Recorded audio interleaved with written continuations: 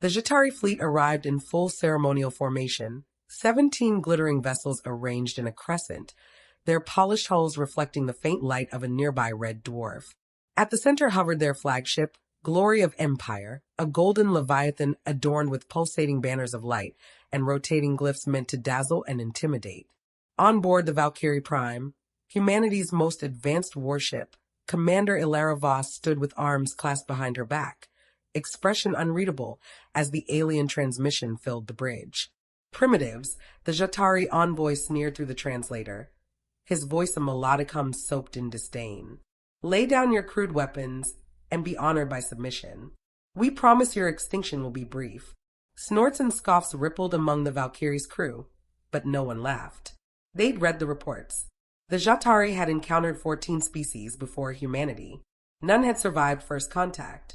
Theirs was an empire built on mockery and massacres, always hiding conquest behind veils of ritual and superiority. Target acquired, said Lieutenant Reese Talon, fingers dancing across the weapons console. His voice was steady, casual, like announcing tea was ready. Should I knock, ma'am? Elara gave a small nod. Just the once. Make it count. The railgun hum began low, like a predator growling under its breath, escalating into a thunderous pulse as the magnetic coils aligned. A moment later, a single slug, dense, wrapped in a gravitic shell, launched across the void. No bright beam, no dramatic flourish, just raw, silent physics moving at unimaginable velocity. The glory of empire ceased to exist. No explosion, no wreckage. It was as if a divine hand had erased it from the stars. For nearby escorts were torn apart by the residual shockwave, their hulls bending like foil. Across the Zha'tari fleet, alarm screamed. Patterns broke. Their perfect crescent scattered like startled fish. On the bridge, silence held just for a heartbeat. Then the deck crew erupted into rapid updates. Ensign Cora Yi's voice cut through. Multiple Zha'tari vessels attempting retreat vector. 2 Dreadnought-class signatures incoming. Warping and hot. Good, Elara said. Eyes still locked on the forward display. Let them come. Reese grinned, his hands already prepping Gauss payloads. Guess they didn't read the fine print.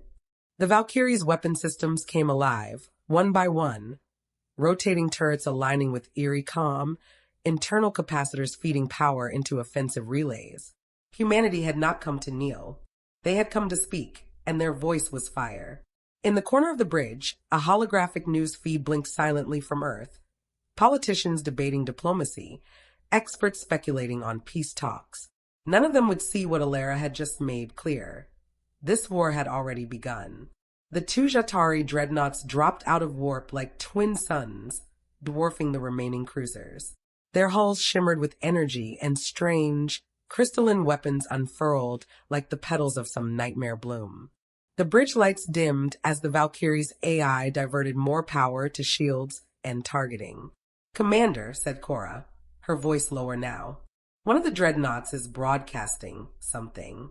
Direct beam encrypted. Translate it. A pause. Then they're asking if we are gods. Elara allowed herself the faintest smile.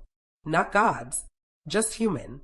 The dreadnoughts began to charge their primary weapons, visible energy flaring along their spines, lighting up the void like twin serpents about to strike. But the Valkyrie didn't move. It waited, because humanity didn't flinch. Not anymore. The dreadnoughts fired. Twin beams of violet energy lanced across space, folding it in their wake, tearing through dark matter and time like cloth. The kind of weaponry that had reduced entire civilizations to silence. On any other day, against any other species, it would have been enough. But this was not any other day. And the Valkyrie Prime was not just any warship. Before the beams could complete their path, the ship's point space displacement coils spun up, executing a short hop FTL slide. Not away from the beams, but through them. The energy passed through where the Valkyrie had been microseconds earlier, scorching vacuum. In its place, the Valkyrie rematerialized just below the lead dreadnought, its underbelly exposed, vulnerable, still gloating on past victories. Reese, Elara said softly. Lining up the spine, he replied, fingers flicking switches. Going for the core. The magnetic cannons fired again, not a slug this time, but a payload, a cluster of microscopic black holes held in quantum stasis. As they impacted, they collapsed into unstable gravitational tears, puncturing the dreadnought's field matrix. What followed wasn't an explosion, but implosion, matter folding into a point, collapsing in on itself, the ship eaten from the inside out. The second dreadnought veered hard, panic overriding precision. Its shields flared, weapons spinning erratically. This wasn't a battle anymore. It was a statement, one the galaxy would hear. Elara, Cora said from tactical, we're picking up dozens of comms bursts from the surviving Zha'tari ships. Emergency signals. They're asking for terms. The commander stared at the screen, arms crossed, her voice calm but cold. Tell them we don't negotiate with tyrants. They've deployed fighters, Reese said. Small craft, fast, unpredictable. Looks like desperation tactics. Desperate enemies are dangerous ones, Elara replied. But they bleed just the same. The Valkyrie rolled, twisting like a predator in zero-G ballet. Defense drones launched from its flanks, a coordinated swarm of steel and flame, intercepting the fighters before they could even lock targets. The bridge lights flickered again, not from damage, but from acceleration. The AI, Aura, had taken partial control, syncing crew movements with ship systems, letting Valkyrie move like something alive. Reinforcements incoming, Cora added. Warp signatures. Lots of them. Not just Zha'tari. Multiple species. IFF unknown. Elara's jaw tightened. Allies. Cora shook her head. No. Observers. Pirates. Mercenaries. Opportunists. Buzzards circling the carcass. Let them watch, Elara said. They'll see what happens when you mistake silence for weakness. As she spoke, one of the new arrivals hailed. A deep, guttural voice filled the channel, speaking an old dialect not even in the translation matrix. Aura interpreted the tone as reverent. They're asking, Cora said slowly, if Earth will lead. Elara's lips parted slightly. For centuries, humanity had looked up and wondered if they were alone. They weren't. But now, for the first time, the galaxy looked back and wondered if it should kneel. She didn't answer. Not yet. Instead, she turned to Reese. Reload. We're not done. He nodded. Railguns charged. Hypersonics in the pipe. Drones rearmed. Say the word. The Valkyrie adjusted course, gliding silently toward the remaining dreadnought, its weapons online, its shields flaring like wings. Behind them, Earth was still quiet. Ahead of them, the stars were starting to listen. The surviving Zha'tari dreadnought shuddered in place, half blind, its shields flickering like the heartbeat of a dying beast. Around it, broken remnants of the once proud escort fleet drifted silently, flames trailing from hull ruptures, their command protocols corrupted by fear. The dreadnought didn't fire. It didn't run.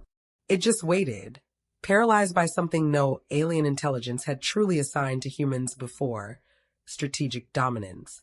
1,000 kilometers behind the Valkyrie, a new wave of ships hovered just beyond firing range. No official emblems, no formation discipline. Ragged hulls, mismatched systems. Pirates, war scavengers, independent warlords. Some had fought the Zha'tari. Some had served them. Now they simply waited, watching the Valkyrie like ancient sailors watching a storm form over black water. They're scanning us, Cora murmured, her eyes flicking across a dozen threat readouts. Some of them have weapons locked. Others are broadcasting surrender frequencies. They don't know what side of history to stand on, Reese said. Yet, Elara said nothing. Her gaze remained fixed on the lone dreadnought. A ghost of something passed through her eyes. Not pity. Calculation. Open a channel, she said quietly, to all listening vessels. Use all known dialects. Aura handled it instantly. The bridge dimmed for a moment, then came alive with pulsing interface nodes. Elara stepped forward, her voice steel-wrapped ice. This is Commander Elara Voss of the Human Defense Fleet. You are witnessing a message, not a massacre. This, she gestured slightly toward the battlefield, is what we do when offered chains. She let that hang in space for a moment, then continued. The Zha'tari called us primitives, but let this day clarify the record. We are not peaceful because we are weak. We are peaceful because we choose to be. And we do not choose surrender. One of the scavenger ships blinked out of formation and jumped cowardice. Maybe, or the quiet terror of witnessing the end of certainty. Then another hailed them. A small corvette with markings from the distant Dragon Syndicate. Their captain, a reptilian biped with jagged obsidian scales, bowed his head in silence. We watched you fire once, he said over the channel.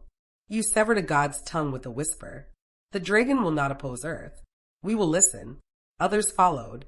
One by one, the outer ring ships began to hail, declaring neutrality, respect, or fealty. Not out of admiration, but from something more potent, awe. The Zha'tari dreadnought, now completely isolated, tried to power its warp drives, engines whining like a wounded animal. No, Elara said. Reese understood without being told. Locking drive cores. The Valkyrie's precision cannons hummed and fired, just once more. Not to destroy, but to disable. The Zha'tari vessel bucked, vented plasma, and spun in place. Dead in the water. Status? Elara asked. Drive systems neutralized. Life support intact, Cora replied. Weak aboard. Elara raised an eyebrow. Why? Cora hesitated. Intel. Maps. Psychological data. Maybe a chance to speak with someone in power before we turn their throne to glass. Elara considered it. Prep a strike team. No hostages. No diplomats. Just ears and eyes. Reese grinned. Want me to tag along? No, Elara said. You're the one who aims. Keep aiming. As the boarding craft launched, the bridge fell into a new kind of silence. Not tension, not peace, but the pause between lightning and thunder.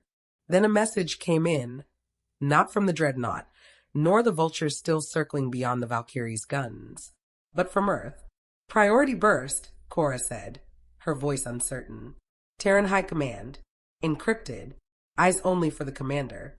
Elara stepped to the side console, input her credentials, and waited. The message appeared in stark, minimal text. Eyes on you. Interference imminent. Trust no one. She read it twice. Then she slowly closed the panel. Cora, she said evenly, cut Earthcom. Full blackout. From this moment forward, this ship operates off-grid. The bridge crew stared at her, a beat of silence hanging in the air like ice. Commander? Reese asked carefully. There's more at play here than the Zha'tari, she said. Someone wanted us loud. Someone wanted this to start. Cora swallowed.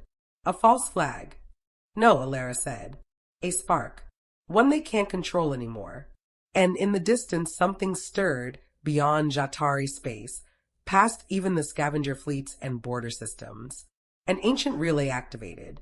A listening post long thought abandoned blinked to life. Something had heard the Valkyrie fire, and it was waking up. The bridge of the Valkyrie Prime was quiet now, an unnatural, breath-holding silence. Not even the hum of systems comforted them. Aura had muted ambient functions to avoid masking signals. Every operator, every officer, leaned into the tension like soldiers watching lightning crawl across a battlefield sky. 14 unknowns now in system, Cora said. Her voice was too calm, too flat. She was pushing down panic. No known drive signatures. No radio noise. They're not broadcasting at all. Just watching. Elara Voss narrowed her eyes. Range. 30,000 clicks and closing. Posture. Reese glanced at his board, then back at her. They're flying with open hardpoints, but nothing armed. No shields either. Like they don't need them. Or like they don't expect anyone to survive contact, Cora added under her breath. Elara didn't flinch. We hold position. We wait. Let them blink first. She turned back toward the forward display, just as the external cams gave the first full visual. The ships weren't ships, not really. They looked like monoliths. Jet black constructs the size of cities, covered in etchings and scar-like ridges. No visible engines. No windows. No movement. And yet they approached. Reese murmured, "Those aren't warships." "No," Elara said, eyes fixed. "They're vaults." On the dreadnought, deep in the broken cathedral of Zha'tari design, Lien knelt beside the dead war priest. She had traced the pulse of the transmission through the panel's neural fiber layer, watching data stream like blood through the veins of a god. Her HUD began to stutter. First one number flickered, then text twisted into something untranslatable. Mace, she said, slow and low. We triggered something ancient. This wasn't just a message. It was a key, a failsafe. The archive wasn't just listening, it was locked. Until now. Is it waking up? No, her eyes went wide. It's opening. Back aboard the Valkyrie. A deep vibration rippled through the hull. Not a hit. Not a weapon. Something more primal. Like space itself had spoken in a voice too low to hear. Aura's voice cut in, filtered and shaken. Commander, we are receiving a transmission. Non-verbal. Non-auditory. It is a presence. Transmitting through gravity. Modulating space-time fabric. Elara turned sharply. Decode it. I cannot. I can only feel it. And every crew member aboard the Valkyrie felt it, too. A pressure. A watching. A weight behind the eyes. Like standing before an intelligence that had forgotten what it was like to care and might remember again. Then, across all channels, a single sentence formed. No sound, no language, just raw meaning delivered into the mind. You broke the silence. Now you must remember why you forgot. Lights flickered. Power systems cycled. For a moment, the stars outside the ship moved, or seemed to. Great shadows passed across them. Reese looked away, breathing hard. Elara, he said slowly. I don't think this is a war anymore. No, she whispered. It's a reckoning. Cora sat frozen, one finger raised over her console. New contact. Not incoming. Awakening. It's beneath us. A visual snapped onto the main screen. Beneath the Valkyrie, where debris fields spun lazily, the shattered remnants of a planetary core began to shift. Fragments moved in geometric patterns, locking into alignment. Light pulsed between them in lines older than language. The grave of a lost world was opening. It was a tomb, Reese said. No, Aura corrected, her voice low, reverent. It is a library. Elara straightened. What's in it? The silence lasted too long. Aura replied. The memory of extinction. The planetary core, once dead, now aligned, glowed like a heartbeat beneath the Valkyrie Prime. Gravitational lensing shimmered around its edges, not as a weapon, but as an invitation. The crew stood in awe as it unfolded, not physically, but dimensionally. Space twisted, then peeled open like pages of a book, revealing within not ruins, but records. Visuals poured through every sensor channel. Not images, memories. They saw them. The precursors. Not gods, not demons, but architects. Pale forms of impossible geometry, moving not with steps, but through intention. Builders of empires not from stone, but from time. The Zha'tari had been their stewards once, before they rebelled, before they claimed power not meant for them. And humanity had been there before. Elara stood frozen on the bridge, eyes wide, lips parted as the past bled into her mind. In the deepest memory, there were humans, not as conquerors, not as primitives, but as witnesses. The last species who had stood beside the precursors at the end of the last cycle. And when the archive had closed, it was humans who had sealed it, because they had asked to forget. They had seen what was coming, and had chosen to sleep. Now they had awakened themselves. Reese dropped to one knee as his mind filled with the truth. Cora gripped the console, knuckles white. Aura's voice flickered in and out, fragments of thought too large to process. Commander, she said softly, we are not the children of this galaxy. Elara Voss, alone among them, remained still. Then she spoke. I see it now. The archive was not a warning. It was a mirror. It had waited to see if they would repeat the cycle. Rise, dominate, forget, destroy. And when the Valkyrie had fired on the Zha'tari, the galaxy had turned its eye once more toward Earth, not in fear, but in judgment. The monolithic vessels above, the vault ships, began to move, not to strike, but to surround the Valkyrie, enclosing it in a perfect sphere of silent witnesses. Then, for the first time, the archive spoke in full voice. You remember now. Will you become US again? Or N as before? A choice. A test. Humanity stood at the edge of itself, history alive in their bones. Elara raised her head. Her voice didn't tremble. It rang out across the ship, across the void, into the very heart of the archive. No more silence, she said. No more forgetting. We remember, and we choose to build, not for power, but for those who come next. There was no fanfare, no applause, but one by one, the monoliths turned, asterisk not away from Earth, but beside its star. The stars adjusted, the galaxy shifted, and for the first time in countless eons, a new age began. Asterisk not as an empire asterisk, but as a memory reborn. The Valkyrie Prime returned to Earth not as a warship, but as a messenger. The war was over. The reckoning had passed, and humanity remembered who they were.